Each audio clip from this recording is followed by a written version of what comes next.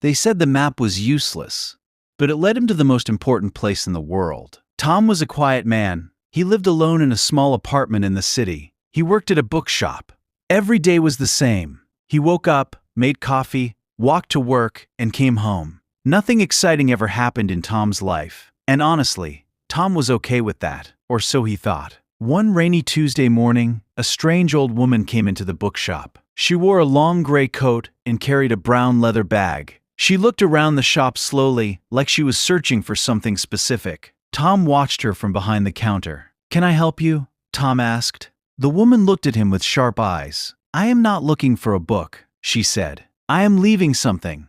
She placed a folded piece of paper on the counter. Then she turned and walked out of the door without another word. Tom picked up the paper carefully. It was old. The edges were brown and soft. He unfolded it slowly. It was a map, but it was the strangest map Tom had ever seen. There were no city names. There were no street names. There were no numbers.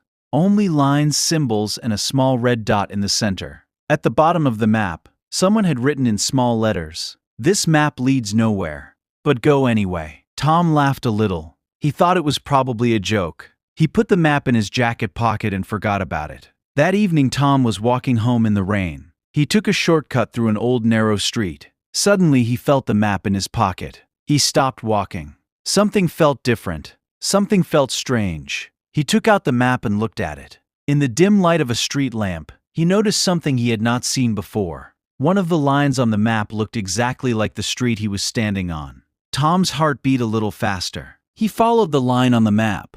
It turned left, then right, then left again. Tom followed every turn. He did not know where he was going. He had never walked these streets before. The city felt different here. Quieter, older, more peaceful. After about 20 minutes of walking, Tom stopped. He was standing in front of a small park. He had never seen this park before. There was a wooden bench under a large tree. A young woman was sitting on the bench. She was reading a book. She had red hair and a green scarf. She looked up when Tom stopped. "Are you lost?" she asked with a smile. "I think so," Tom said honestly. She laughed. "That is okay. Most people who come here are lost." Tom sat down on the bench beside her. They started talking. Her name was Clara. She was a teacher. She loved books and rainy evenings. She came to this park every Tuesday evening. She said it was her favorite place in the whole city. Tom told her about the map. She listened with wide eyes. "Can I see it?" she asked. Tom gave her the map. Clara looked at it carefully for a long time. Then she looked up at Tom. "You know what I think?" she said. "I think this map did not lead you nowhere. I think it led you exactly where you needed to go." Tom looked around the park. The rain had stopped. The air smelled fresh and clean. The lights from the street were soft and warm. He felt something he had not felt in a long time.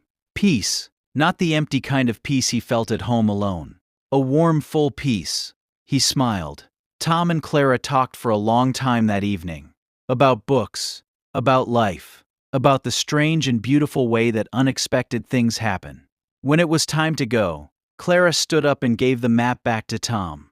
"Keep it," she said. "You might need it again." Tom walked home slowly. He did not take the shortcut this time. He wanted to enjoy the walk. He held the map in his hand and thought about the old woman in the bookshop. Who was she? Why did she give him the map? He did not know, and for the first time in a long time, he was comfortable not knowing the answer.